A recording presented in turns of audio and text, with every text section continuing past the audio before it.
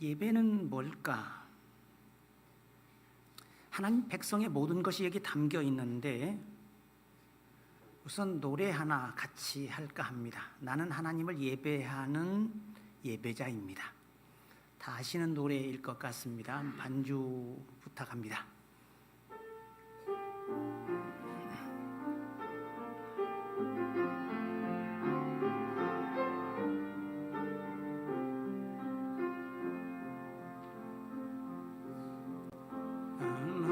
하나님을 예배하는 예배자입니다.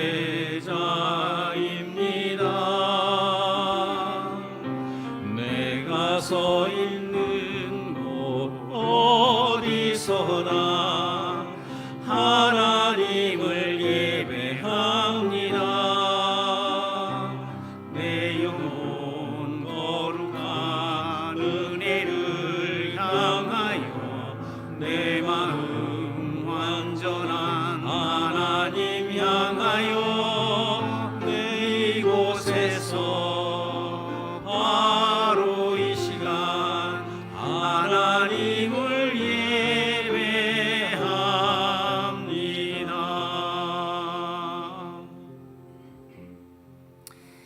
예배자는 소위 하나님 백성의 신분을 한마디로 요약합니다.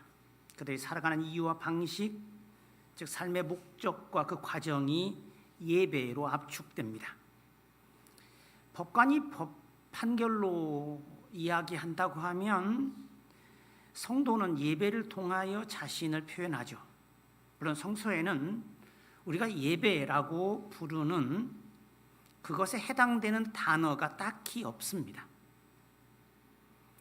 이 공동체가 하는 것이 그것이고, 이스라엘 공동체를 히브리어로 카할이라고 부르는데 모임이란 뜻입니다.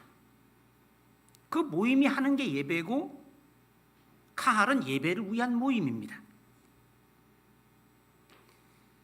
소위 성격이 예배 모임이고 예배를 위해 모이는 겁니다. 처음 교회 때도 마찬가지였는데 실제로 예배는 우리가 성만찬이라고 불리는 행위를 통해서 저 높이 들리우신 그리스도와 함께 하는 것이 예배였고, 또 형제들끼리 함께 하는 말씀을 듣고 기도하고 소식을 나누고 교제하는 그 모임이었고, 모임이 회중이 교회였고, 교회가 하는 행위가 예배였고, 분리될 수 없는 것이었죠. 이는 역사적인 근거를 통해서, 예를 들어 역사의 출발인 출애굽의 이야기에서는 이 모티브를 가지고 설명하죠. 우리를 나가게 해주소서. 우리가 사흘쯤 걸어가서 하나님께 제사하겠다.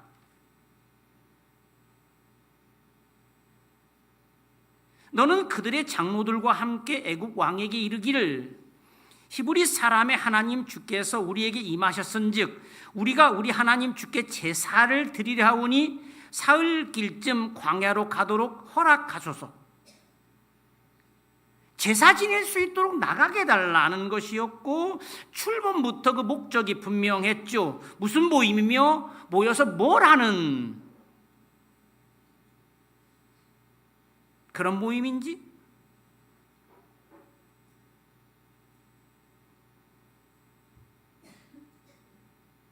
그런데 이것이 애굽 사람들에게는 혐오스러운 것이었다라고 이야기합니다.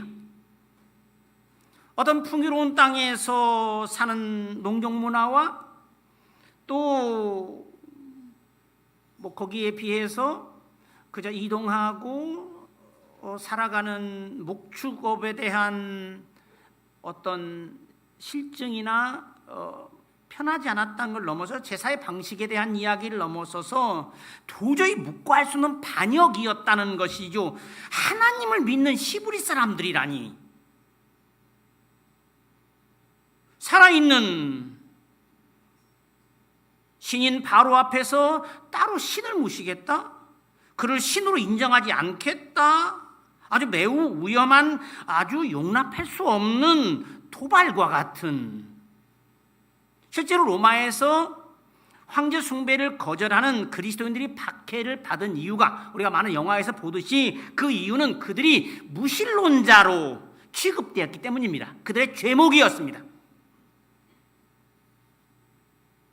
바로나 황제는 곧 신이었고 하나님을 예배한다는 것은 바로 그들을 사람으로 보았다는 뜻이고 인간을 섬김의 대상으로 여기지 않았다는 뜻. 오늘날이야 당연한 것인지 모르지만 노예들의 인권의식을 반영하고 있는 위험한 사고였고 하나님 외에는 자신들이 그 누구 앞에서도 굴복할 수 없다고 하는 해방운동의 선언이었던 것이죠. 예배가 가진 의미가 분명합니다.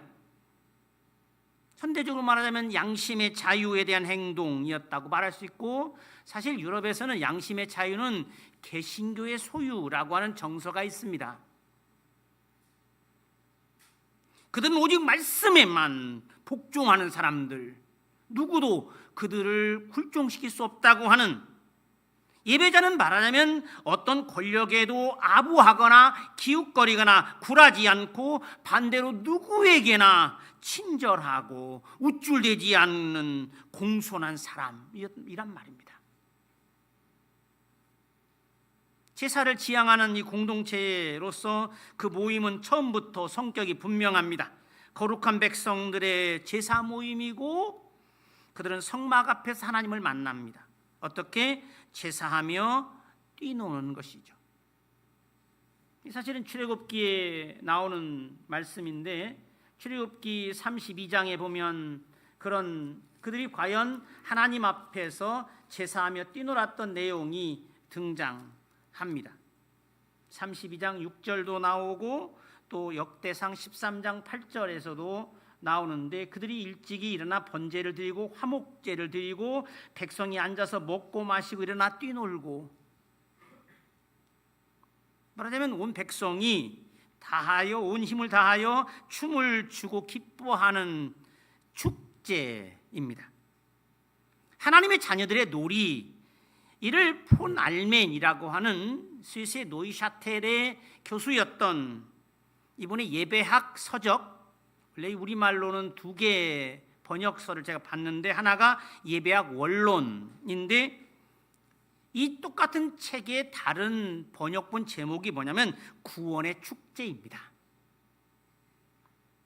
즉 예배는 하나님의 백성들이 구원의 역사를 보존하고 요약하는 그릇과 같은 그들은 예배를 통하여 그 일을 하는 사람들입니다.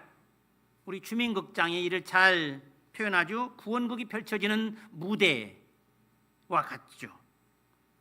익숙한 개념으로 이야기하자면 하나님의 구원을 주제로 하는 그의 자녀들의 마당극과 같은 그 마지막 형태는 지난 뭐라 그랬죠? 제사의 마지막 형태는 화목제사다. 제사에 참여한 사람들이 그 제사 드린 당일에 함께 음식을 나눠 먹는 형태의 제사입니다. 하나님과 화해하는 동시에 하나님의 뜻을 중심으로 하는 마치 헌법처럼 이를 중심으로 하는 형제국가 예배는 그걸 시위하고 있고 소위 위와 아래 지배와 피지배가 없는 모두가 하나님의 자녀들로서 그래서 신명기면 왕도 선지자도 형제 중에서 나옵니다. 그분의 그 뜻이 이루어지도록 여러분 형 동생들이고 언니 동생 옆에 한번 보셔요. 예, 저 언니가 우리 언니가 어떻게 생겼나. 예. 그래서 사실 화목제사에는 다시는 대로 비둘기가 제물로 허용되지 않았고 당일에 먹어야 했죠. 몰래 놔두었다가 혼자 먹으면 제사가 될 수 없습니다. 성만찬의 의미도 마찬가지인데 레위기 7장에 보면 이런 내용이 나오죠. 감사함으로 드리는 화목 제물의 고기는 드리는 그날에 먹을 것이요 조금이라도 이튿날 아침까지 두지 말아라. 그 화목 제물이 혹 서원 제물이면 그 다음 날도 먹을 수는 있지만 만약 그 화목제물의 고기를 셋째 날에 조금이라도 먹으면 그 제사는 기쁘게 받아들여지지 않을 것이라 드린 자에게도 예물답게 되지 못하고 도리어 가증한 것이 될 것이고 그것을 먹는 자는 그 죄를 짊어지리라. 자, 제사는 하나님께 그리고 제사 공동체를 결속시키고 우리는 예배 중에 화해와 평화 인사를 통해 공동식사를 통해 이를 가시화하죠. 화해한 형제들만이 하나님께 예배할 수 있다고 주님 말씀하시죠. 너희가 제물을 드리다가 형제와 불화한 일이 있으면 제물을 그대로 두고 가서 형제와 화해하고 와서 예배를 드려라. 바울도 마찬가지. 형제와 불화한 사람이 죄인이 성찬에 참여할 수는 없다는 겁니다. 그 이야기를 우리 성도들의 행위가 그런 의미에서 그렇게 하는 성도들 자신이 교회 루터가 말하는 대로 그리스도를 먹고 마시는 그의 정신이 살아 움직이는 몸, 그래서 그가 머리이고 우리는 그의 몸이다 라고 표현하기도 있죠. 바울에 의해서 화목제물이 되셨다고 선포되는 그 예수의 일상도 그랬습니다. 그의 삶은 어땠습니까? 마치 마지막 식사처럼 매번이 이것을 보통 독일어로 행커스말, 사형수에게 제공되는 마지막 식사죠. 다 아시는 대로 사형 집행하기 전에 마지막 먹고 싶은 걸 묻죠. 어떤 사람은 햄버거를, 어떤 사람은 스테이크를. 그러면 그 소원을 들어주고 이것을 행커스말이라고 하는데 예수의 삶은 어땠나요? 매일매일의 매번의 식사가 마치 그것처럼 보잘것없는 것도 감사 속에 하늘의 만찬으로 만드셨던 분, 오병이의 기적을 만들어내셨고 죄인과 더불어 세리와 더불어 한 그의 식사는 비난도 받았고 거룩한 종교인들의 눈에 늘 거슬리는 것이었습니다. 그에 대한 사실은 잘 드러나는 비난의 말 속에 표현되는 그는 먹기를 탐하고 개걸스럽게 먹었고 포도주를 즐겼다, 말수를 든 사람처럼 우리가 예수님 쫓아가려면 아직 멀었다는 생각도 드는데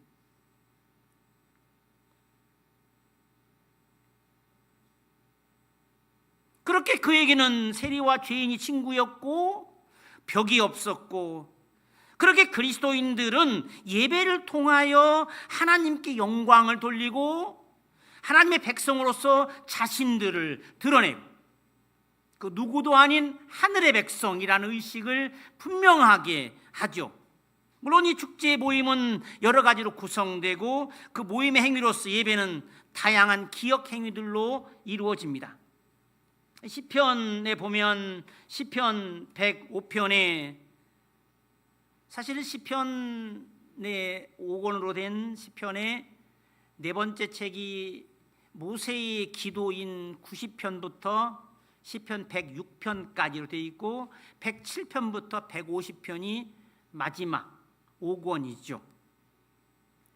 이 4권의 마지막 두 개의 시 105, 106편은 이스라엘 역사 전체를 요약하는 대서사시라고 할 수 있는데 이 105편의 1절부터 5절은 그 예배의 모습을 다양한 형태의 기억 행위들을 통해서 이루어지고 있음을 말하죠. 10가지가 나오는데 동사가 나오는데 1절, 2절에 이렇게 3개, 3개, 1개, 2개, 1개로 전체가 감사하라, 송축하라, 그분의 이름을 불러라, 그의 행적을 선포하라, 그를 찬양하라, 그에게 악기로 연주하라, 그의 놀라운 행적들에 대하여 말하라, 그의 거룩한 이름을 기리라, 주님을, 그의 능력을 구하라, 그의 얼굴을 찾으라, 그의 놀라운 기사들을 기억하라.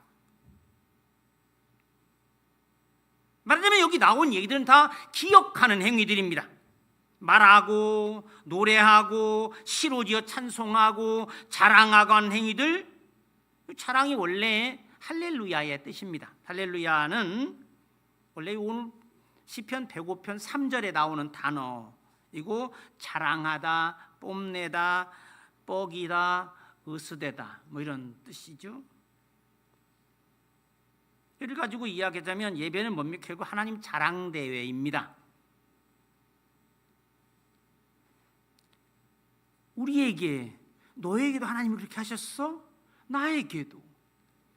서로 자랑하는, 실제로 4권에 이어지는 제5권은 우리가 다 아는 대로 시편의 마지막 5번째 책은 찬양집입니다. 할렐루야는 시편 104편에 등장하기 시작하고 그리고 거의 대부분이 제5권에 나와 있습니다. 하나님의 이름은 구원의 현실이 가지는 비밀과 기적, 그의 종인 아브라함의 시, 그의 선택을 받은 야곱의 자손들아, 이렇게 함으로써 기억하여라. 결국 신앙은 뭡니까? 옛날 이야기들을 현재화하는, 그가 우리에게 어떤 일을 했는지를 기억하는 행위, 헬라어로 아남네시스라고 불리는, 그가 과거가 될 수 없는 그 사건들, 오늘도 지금 이루어지고 있는 것들, 그것이 예배죠. 그래서 예배는 매번 새로운 구원극의 상연과 같고 구원 드라마의 신선한 재방송처럼, 그런 의미의 주민극장은 그것을 재현하는 무대라고 할 수 있습니다. 하나님을 만나 뵙는 길로서 하나님을 상대하고 그 하나님을 예배하는 사람들끼리의 만남, 우리 정체성을 확인하는 기회라고 할 수 있습니다. 결국 하나님께 감사하고 하나님을 자랑하고 찬양하는, 흘려보내고 잊을 수 없는 그거, 여러분이 자꾸 잊으시면 안 되는 거, 우리는 하나님을 예배하는 사람들이라고 하는 사실을, 우리말로 보통 예배라고 번역된, 루터 성서에서 그렇게 번역된 히브리어는 섬기다라는 뜻에서 나왔고, 헬라어도 마찬가지인데요. 헬라어는 2가지 단어가 있는데 이 예배를 설명하는, 예배를 표현하는 2 단어 중에 하나가 라트레이아, 어떤 특정한 목적을 위해서 고용된 경우를 두고 말하고, 히브리 사람들을, 주의 백성을 무엇을 위하여? 하나님 찬양의 찬양대원으로 고용했고, 또 하나가 국가를 섬기는 것에 대하여 사용되는 단어 레이투르기아, 여기서 리터지가 나왔는데요, 국가를 섬기는 것에 빗댈 수 있는 것으로 나라를 위해 일할 수 있다는 것도 명예스럽고 큰 책임을 지는 것인데, 하물며 하나님을 섬기며 그분의 뜻을 이루는 데 기여한다면,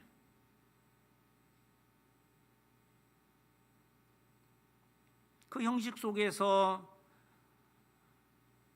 내용을 담는, 예배를 통하여 우리의 믿음과 소망을 표현하고 하나님을 섬기는 그 일. 그래서 예배 공동체의 삶은 늘 예배가 중심이어야 합니다. 교회는 예배 공동체입니다. 우리는 하나님을 예배하는 사람들입니다. 교회에서 예배한다고 하고 세상에 나가서 개판치고 그게 예배냐, 이런 질문을 할 수 있지만, 우리가 예배자라는 사실은,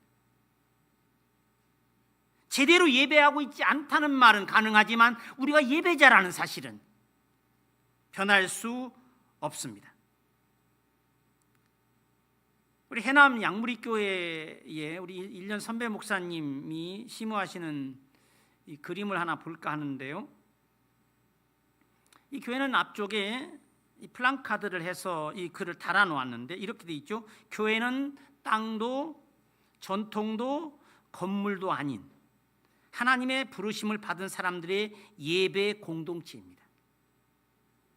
그러므로 기득권, 텃세, 자기 공로가 없는 교회여야 합니다.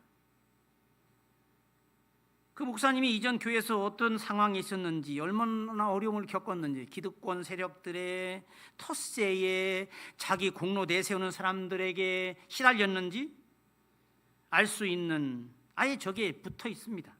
물론 해남에서 가장 큰 교회입니다. 내세우고 목회를 하고 있죠. 우리 주민교회는 어떨까요? 주민 공동체는 예배하는 천국 주민의 공동체. 성남 시민, 성남 주민과 함께 천국 주민이죠. 그래서 한번 옆에 계신 분들하고 앞뒤에 계신 분들하고 한번 인사를 해보겠습니다. 함께 예배하게 되어 기쁩니다.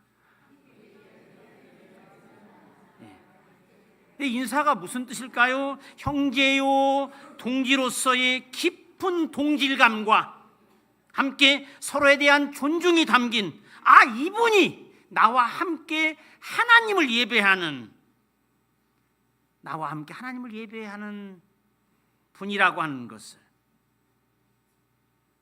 예배가 자기 목적을 이루기 위한 수단이거나 이슈에 이끌려가는 것이어서는 끝까지 가지 못하죠. 필요에 따른 것, 예를 들면 가난 극복과 부자가 되는 것을 추구한 사람들은 이 부유하게 된 세상에서 더 이상 교회를 통해 바랄 것이 없습니다. 교회가 병을 낫게 해달라고 기도하던 장소였다면 이제 병원이 그것을 뺏어갔습니다. 치유의 능력을 가져갔습니다. 첨예한 시사성이 떨어지면서 시들어진 신앙들, 운동을 쫓아간 신앙이 들러리가 되었고, 교회는 그들을 위해 피를 피할 지붕이 되었고, 그들을 보호할 울타리가 되었고, 그들은 다 떠나갔습니다. 교회의 필요성이 사라졌기 때문이죠. 왜? 하나님은 그들의 필요를 채워주는 어떤 힘이었을 뿐이죠. 그들에게 신앙은 자기 목적을 위한 수단이었죠. 그것이 어떤 것이든, 병을 낫게 해주는 것이든 부유하게 해주는 것이든. 이 교회 혜택을 받았지만 이제는 불필요하고 거추장스러운 것이 되었죠. 그것이 옳지 않다는 것은 아니지만 하나님을 간판으로 내세우는 것, 내가 하나님의 뜻을 따르고 그의 도구가 되는 것이 중요한데 사람들의 접근은 그 반대였다는 것입니다. 물론 처음에는, 초신자 때는 아프니까 와서 기도할 수도 있겠고, 가난하니까 돈 좀 벌게 해달라고 기도할 수 있겠지만, 성숙한 신앙이 되면 어떤가요? 내 뜻이 아니라 아버지의 뜻이, 내 마음대로가 아니라 하나님의 마음대로. 예배가 중심이 아니면, 늘 그래서 저는 묻습니다. 성도들에게 하나님께 영광이 되고 그분의 뜻이 이루어지는 것이 중심이라면, 시대에 따라 구체적인 과제는 달라지더라도 계속해서 감사의 일들은 끊어지지 않을 것이고, 해야 할 일들은 여전히 산적해 있을 것이고, 자신의 일시적이고 속된 목적 그 이상을 늘 얻게 될 것이다. 우리 교회도 정의, 평화, 생명, 그리고 협동조합 등 앞으로 과제로 여겨지는 것들도 마찬가지죠. 그것이 하나님의 뜻이고 그가 기뻐하실 예배가 되는 옳은 것이라면, 보통 예배 중심이 아닌 분들이 많죠. 그래서 한국 사람들한테 확 불이 붙었다가 금방 식어지는 냄비 같은 신앙, 자기 목적 있으면 이루려고 애를 쓰고 이루고 나선 시들어버리는. 여러분, 예배가 뭡니까?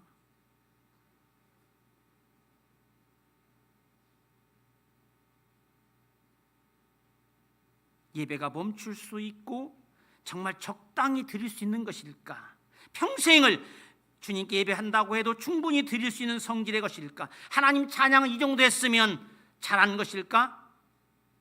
우리가 이 어머니 은혜에 대한 찬송 가사를 578장 언제나 바라봐도에 보면 가사 전체가 신앙의 이해를 꾹꾹 눌러 담은 찬송인데, 그 4절이 이렇죠. 어머니 크신 사랑 네 감히 알리오.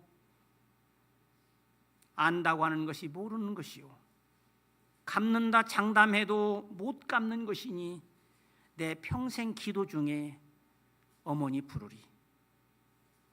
평생 예배가 되고 노래가 되고 연주가 되고 영광을 돌리는 것이 될 건가? 사실 이 산제사라는 말은 레위인을 빗댄 표현입니다. 그들은 성전의 볼모로 잡혀서 제사장의 지휘에 따라 섬기는 사람들로서 살아서 제물로 사는 사람들, 그들이 있는 그들의 존재가 이스라엘의 복이 되고, 우리가 그렇듯이 아브라함의 자손이 우리가 있는 것이 세상의 복이고 주민교회가 있는 것이 천만 다행이고 이 성남의 대한민국에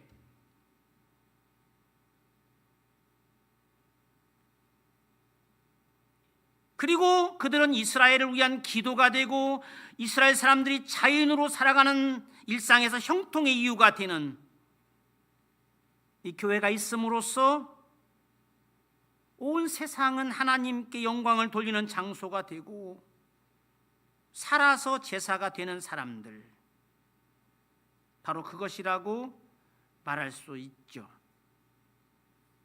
그리고 최근에 한국학중앙연구소에서 주최해서 성남 민주화 과정에서 우리 교회의 사례를 연구하는 포럼이 있었고, 민주화 성지로 알려진 우리 교회에서 한 적이 있는데, 영어로 된 프로그램을 보니까 큰 주제가 미시오 데이였습니다. 여러분 많이 들어보셨으리라고 생각합니다.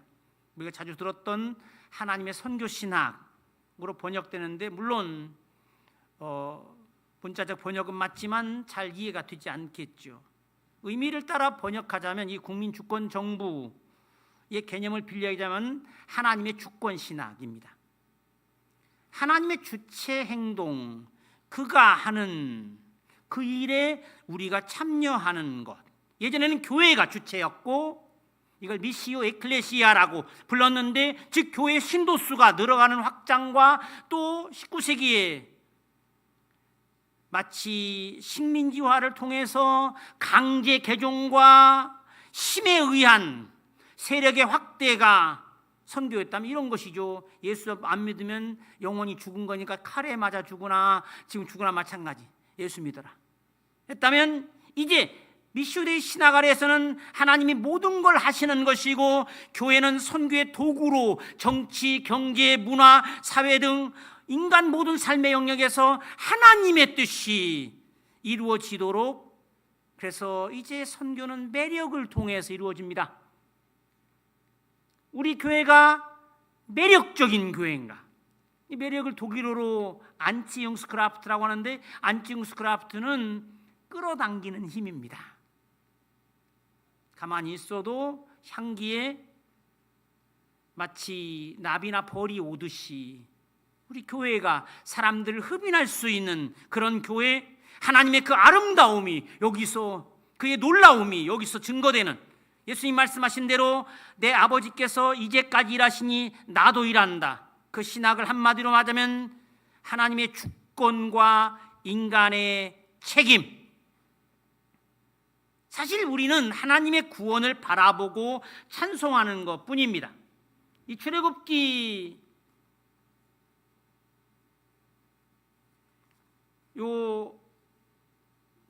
구원에 관한 홍해를 건너는 이야기 속에 등장하는 내용이죠. 너희는 두려워하지 말고 가만히 서서 주께서 오늘 너희를 위하여 행하시는 구원을 봐라 라고 이야기합니다. 구원을 봐라. 역대하 20장에도 이 전쟁은 너희가 싸우는 게 아니라 대열을 이루고 서서 너희와 함께한 주님이 구원하시는 걸 봐라. 신앙생활은 뭘까요? 하나님의 구원을 바라보고 그의 놀라운, 어떻게 그가 이 탄핵을 극복해가고 있고 어떻게 새로운 정부를 세워가고 있고 하는 걸 보면서 쳐다보며 박수치는 행위가 바로 신앙생활입니다. 우리가 한 게 아닙니다. 우리라고 한 말이 되게 주체적으로 해낸 것 같지만 신앙에는 우리가 해냈다는 게 없습니다. 우리에게 대세울 공로와 자기 자랑이 없고 그저 감사와 찬송, 하나님 자랑, 할렐루야 속에 우리의 위치가 있습니다. 하나님의 자랑, 하나님 자랑이 우리에게는 자랑이고 하나님 자랑이 우리에게는 기쁨이고, 그분에 대하여 말하는 것이 자부심이 있고, 그분을 어디 가서 얘기하고 싶고, 그분의 놀라움에 대하여 평생을 해도 모자랄, 이것이 예배입니다. 지난번 제가 김종태 열사 참배 마치고 건배사에 관한 이야기를 했지만, 하나님 만세 한 이야기, 우리가 해낸 거, 그 우리는 독재자도 될 수 있고 그 우리는 살인자가 될 수 있고 권력을 잡으면 우리는 또 우리에게 유리한 일들만, 내 가족을 위한 일들만, 내 아내를 위한 일들만 할 수 있음을. 그래서 예배는 하나님 만세 행위입니다. 그가 다스리시고 살아계신다는 것을 확인하고 그의 통칭에 복종하여 그의 의로운 도구가 되는 것. 예배는 모든 걸 바로잡죠. 그래서 예배하는 사람은 그러므로 하나님의 백성으로서 그 누구도 꺾을 수 없는 자부심 속에 어느 곳에도 굴하지 않는, 그래서 올곧게 살 수 있고 절망하지 않고 우리가 하나님을 예배하는 한 우리는 항상 최고의 정점에서 살아갈 수 있음을.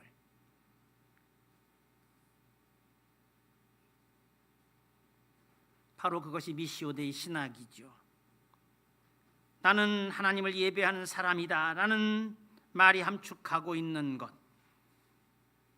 교회는 부름받아 와서 이 구원의 드라마에 함께 참여하고 회상하고 다시 세상으로 파송받아 산 제사로서, 산 제물로서 살아갑니다. 부름으로부터 파송까지 일상에서 살아갈 것을 압축해 구원 드라마를 시연하고 재현하죠. 그리스도인들은 교회에서만 그리스도인인 것이 아닙니다. 다신데 우리는 성령을 모시고 사는 사당으로서, 걸어다니는 성전으로서, 즉 선교사로서 세상에서 삽니다. 그들의 삶은 하나님께서 제물로 받으시기에 합당한 흠이 없는 것이 되고 그들의 일생은 하나의 산 제사가 되는 것이고 우리 교회에 속한 성도 하나하나가 다 산 제물로서 하나님께서 받으시기에 조금도 손색 없는 거룩한 제물의 일생이 되기를 주님의 이름으로 축원합니다.